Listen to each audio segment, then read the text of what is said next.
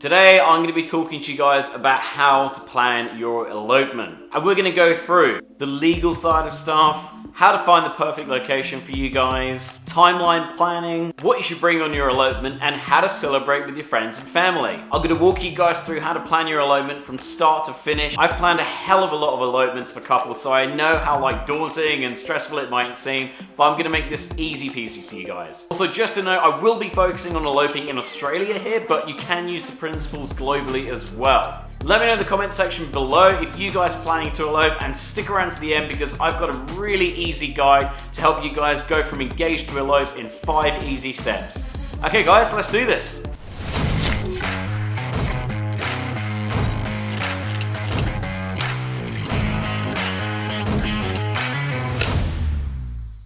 My name's James. I'm an Australian elopement photographer who specialises in planning, creating, capturing elopements for couples all around Australia and around the world. So that means that every day I'm helping couples plan, design, basically get the dream elopement they've always wanted. So I kind of know what I'm talking about with this stuff. Now this video is actually extracted from a larger blog post I've done on how to elope that you can actually check out using the link down below. So if you want to know how to elope, stick around. And also, if you think you're going to like this video, hit the subscribe button down below to keep up to date with more videos I'm going to be doing in future. So what is eloping? Eloping doesn't actually mean what it probably did in your grandmother's time. Things are a lot different now, and basically elopements are more about just having a bit more of an intimate or authentic experience. Going on an adventure, for example, you can go to the ice caps, you can go to your favorite local rainforest, you can really have an intimate wedding experience that you guys want to do. I've spoken about this before in a different video, which I'll link up above as well, you guys can check out. So let's talk about how to elope. So talking about in Australia, to elope, it's pretty straightforward. All you need to do is basically say a certain set of words and have 2 witnesses and yourselves. Simple as that. The great thing about eloping in Australia as well is that you can do it anywhere. So you need 2 witnesses basically just to certify that you guys have actually got married, and all they do is then sign the marriage certificate as well. Now there's a few different options of what you guys can actually do in terms of witnesses. First and foremost, you can bring along a couple of mates if they want to come along for the ride. It can be really fun. The second thing you can do if you don't have 2 friends with you is basically to use any vendors you're doing. So for example, myself and a makeup artist would count. You can't count the celebrant as a witness, unfortunately. The third thing you can do is a little bit different. You guys can actually get the paperwork signed separately, so for example in a registry office, and then go and have your own mini ceremony somewhere else. It might seem bizarre, but really at the end of the day, your ceremony is about celebrating you guys getting married. So this is something I've done quite a few times, and it can be really, really fun. It also takes the stress and worry out about trying to find extra people to come along, especially if you just want to have a really fun adventure with your elopement photographer.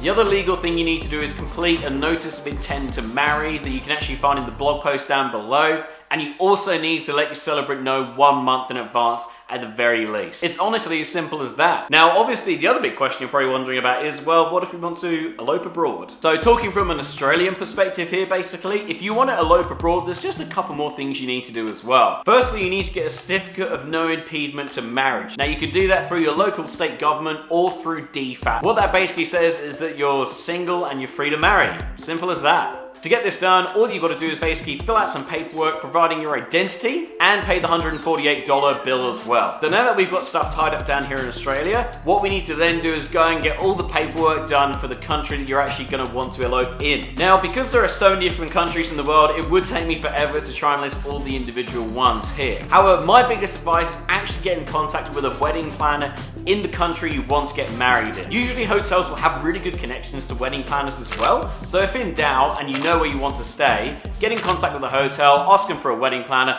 and they'll be able to help you out as well. You'll also need to find a celebrant or an officiant to marry yourselves as well. One important thing is to check in advance of how long it will actually take to have a notice of marriage done as well. So for example, to get married in Ireland, you actually need to give 3 months notice. So yet again, check that and just be prepared to maybe wait a bit as well. So how long does it take to plan an elopement? Well, the good thing about elopements is they're pretty chilled out. Having an elopement photographer and guide will help you get everything done a lot smoother, but I'll talk about that in a bit as well. Typically, there are 2 types of people I find with elopements. You've got the first couple who want to just get everything done and dusted, and it can take anywhere from maybe couple of weeks to a month or so just to get everything done. The second type of person is somebody who really wants to have that adventure. Maybe you want to go abroad and trek up this really amazing mountain and spend quite a bit of time abroad. Typically, it can take about 3 to 12 months to plan that. It totally depends on kind of what you guys want to do though. However, the best thing about planning your elopement is that you're not going to spend it every single weekend thinking, oh my god, which canapes do we need to have for Auntie Gladys? You know, who's vegetarian, who's not, all of that stuff. Instead, you'll be thinking, wow, like what do we want to do for adventure? Do we want to go and swim with dolphins? Do we want to go and climb up this mountain? Do we want to go whitewater rafting? You're going to be doing stuff like that instead. So the whole process is a hell of a lot less stressful. So how do you find your perfect location for your elopement? Well, the great thing is that the sky is the limit when it comes to wherever you want to elope. And whilst it sounds fun, it can be a little bit daunting to some people, but the great thing is there are so many different options. So say for example, you guys really love the idea of eloping a volcano. Why not go to Hawaii? Perhaps you want to stay in an ice hotel like my sister did for her elopement, so you can actually go to Kiruna in northern Sweden and do it there. Or maybe you just want to find a local beach to yourselves with some really cool caves in it and say your vows to each other there. You can do any of those things and so much more as well. I think the most exciting thing about eloping is that you can turn this adventure you've always wanted to do together into this way to get married together. So for example, if you guys have always wanted to rent a boat somewhere and go to like some desert islands, dude, why not do it? Like, go for it and get married at the same time. It's the best way to celebrate it. If you're in Australia though and you're not sure of where to elope, I've actually listed all of the best places to elope in Australia at a blog link which I'll link down below as well, you can check out. One of the things I actually do with couples is to get a really good understanding of what areas they like. So say for example someone says, we don't really know where to elope but we want to find somewhere which might have some really good beach views. I love to get a really good idea of what the couple's like and then recommend stuff to you guys. So yeah, again, takes all of the pain out of the process. So the next question is, how do we plan a timeline? Well, yet again, the great thing about elopements is it can be from half a day to a 2-day hike as well. Typically, a lot of couples have just 1 day for an elopement, but other couples, for example, love the idea of trekking up the Himalayas, for example. So you get these really beautiful views, these old stone huts, and this really amazing atmosphere that you can get married in. When it comes to actually planning your day, yeah, again, the sky's the limit, guys. You can do whatever the hell you want. So for example, in the morning, you might want to have a really big lie in bed, or you might want to get up, watch the sunrise with some, hey, let's say like whiskey and hot chocolate. You could do that. At lunchtime, you guys could go out to your favorite restaurant, have something to eat there, or you could even go for a nature walk somewhere. Hell, you could even go whitewater rafting if you really wanted to. In the afternoon, you could take it easy, or you could even do something a little bit more extreme, for example, as well. In the afternoon, you can chill out, you can play board games, do whatever you want, go for another nature stroll, whatever you guys want to do. Typically in the afternoon is also when couples start getting ready for their elopement. So this is where I'd hang around, actually start capturing all the details, having really nice moments of them getting ready. Really good time to kind of just chill out and still have a fun time, guys.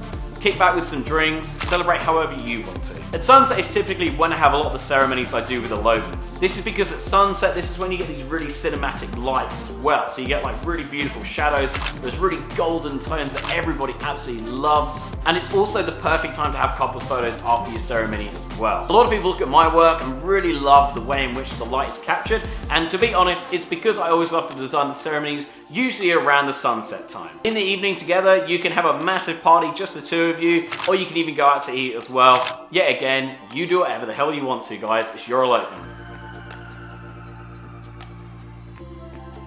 So what's one of the big advantages of having an elopement photographer and guide? Well, one reason is to understand lighting. Now, this seems like something not a lot of people would consider, but it makes the biggest difference when it comes to having really amazing photos. Just like in this previous example I used with how the light works and stuff like that, that's something I look at every single day, and I help couples have these incredible elopements that really work with that to get you this amazing imagery. So I'll give you guys an example here just to show you what I mean. So chances are you might have seen one of these really beautiful blue lakes in the world which just look incredible. Now, I'll tell you guys that when you have those really blue lakes, they look really blue because the sun is shining right above you. And that's probably where you want to have your elopement. You're thinking, yeah, this will be great. And you're also thinking, like I just said, oh, well, we want to have it at sunset as well, because that's when we're going to get all this really beautiful cinematic light there.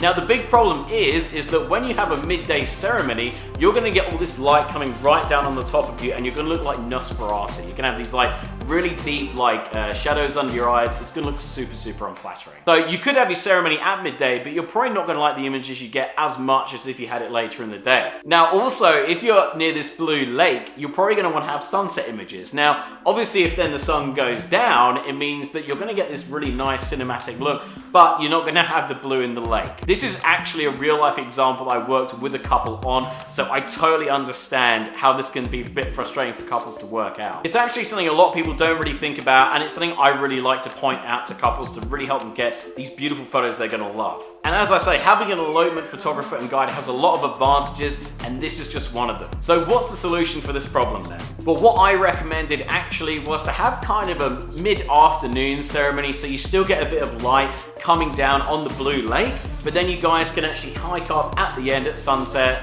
towards a mountain, so you get these really beautiful epic views as well, and you still get that really beautiful sunset as well. That's what I'd recommend for that couple, and it worked perfectly. So we're halfway through the video, and I just want to hear if this is actually making a lot of sense to you guys. Like, are you enjoying this? Is this kind of making a bit more sense in terms of planning your elopement? If it is, just type hell yes down below and let me know what you guys think. So how do you find vendors for your elopements? Now the first thing is you'll probably know a location, so once you know that, you can actually talk to local vendors to see if they're free, what they can do for you, and all of that. My biggest advice is actually to choose one vendor and actually ask them for recommendation. Typically, one really good vendor will know other people, so for example, a florist might know a really good cake maker, they might know a really good celebrant. However, some other vendors, like myself, who's an elopement photographer, you can use internationally as well. So for example, suits, dresses, all of these extra things, you obviously don't need to buy local, but hey, it can be a pretty good thing to do as well. So what do you bring on an elopement? Well, it totally depends on kind of what activity you guys are doing, but typically there are a few main things. Firstly, don't forget the ring. Secondly, you want to bring your wedding outfits. Now, don't yet again feel that you've got to actually bring anything traditional. I've done elopements where brides have worn black dresses. I've had it where the dude has worn like a Hawaiian shirt. You guys make it your own. Don't feel like you need to conform to these kind of really heavy traditions. You can actually also bring your wedding clothes with you and put them in a rucksack, which you can carry up the mountain with you as well. Your vows you don't want to forget either. Make sure you write these down on a pen and paper. That's what I recommend, because at the end of the day, it's not always too sexy having your vows written out on the phone saying, oh, I love you so much, you mean the world to me. Go and get a pen and paper, go and write it down, get analog with this. Next thing you can bring are flowers. Flowers are a really nice thing to get if you want to just add a little bit of color and spice to your photos, but you don't need it as well. 5, bring a good rucksack. Rucksacks are awesome for storing stuff in, including champagne, flowers, additional things you might need, plasters if you get blisters or stuff like that, just small things, but bring a really nice rucksack with you. And last but not least, guys, bring along some champagne or some celebratory drinks, like bring along some brownies, whatever you guys get down with. Seriously, you just eloped, so you want to celebrate in like the best way possible. I've always said that if I was going to elope, I would basically fly up the top of a mountain in a helicopter with my fiance, get married, and then I'd crack a tinny up at the top, chug it, and have a great time. So make it your own, guys. So now that you guys have eloped, you probably want to throw a little bit of a party with your friends and family, right? So how do you do that? Well, a lot of couples I work with have found it a really easy thing just to rent out a bar or parlor, for example, and throw a big party and have a whale of a time. If you are sending out invitations, be clear that this is a party and not any kind of wedding ceremony. I want to talk in a separate video about how to manage expectations with friends and families when it comes to eloping. But basically, don't let people feel that this is going to be your actual wedding, because you guys have done it already. You guys have eloped, and that was your decision, and it was a bloody great decision that won as well. And don't feel like you need the pressure to have your party immediately after you've eloped. A lot of couples want to wait just a little bit so you guys can have a fun honeymoon period and then get back with your friends and then have a blast. So another thing that I've come across a lot is basically couples who have had these really big weddings they're trying to plan, and they've just said, we can't be bothered, let's just elope. I think the first thing is to realize when it's actually getting out of hand. A lot of couples kind of go along this traditional path where they think they've got to get everything done right, like the traditions are.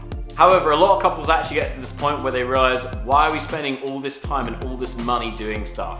Why are we spending our weekends worrying about what our cousin should eat and what our other cousin should eat and if they'll get on together if they're not on the same table? It suddenly starts to become not that fun, and I think that's just the worst thing in the world for something as fun as you guys wanting to get married. So if you feel like it's getting too much and you do want to elope, that's the best thing. And in saying that, I'm talking about how you want to get married, not whether if you do want to get married. I'm actually recording this in 2020 when we've had the whole COVID-19 outbreak problem. Now, what happened is here in Australia, a lot of restrictions were placed on weddings, which basically meant that only elopements were legal in the end.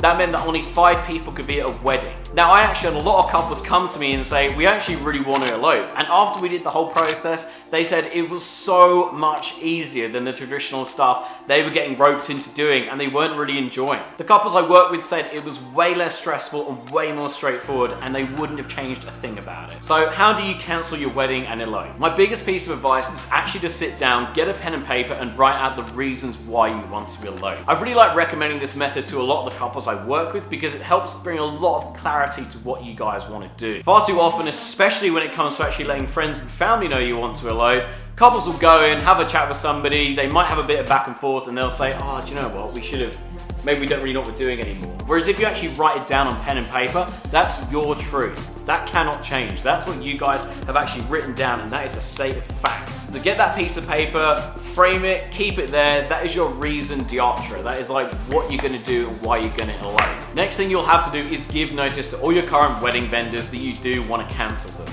Now, unfortunately, this will mean you probably will lose a deposit. However, you might only lose about 30% of your deposit, and it's a small price to pay to have the wedding that really, truly reflects who you guys are. So now that you cancelled your wedding, you want to get with elopements. So start writing down the places you think you want to elope, and also follow these steps I'm talking about to help get you guys started. Alternatively, you can also reach out to an elopement photographer and guide.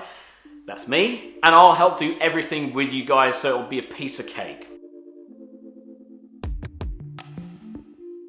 So I also want to talk about the advantages of having an elopement photographer and guide. First off, having photography of your elopement day will mean the world to yourselves down the track. Elopements and weddings happen so quickly. There's so much buzz and electricity from having this amazing day when you guys are celebrating, and when you actually have something to look back on in artistic and high quality form, it's amazing. It'll also be a really great way to actually share the whole experience with your friends and family. So aside from photos, I'm actually an elopement photographer and guide. Now, I like to say I'm a guide because I really do plan your elopement right from start to finish. That means we go through everything from location, timeline, visa requirements, all these different things. I really like to help you guys out with it because I get that it can seem overwhelming to start with.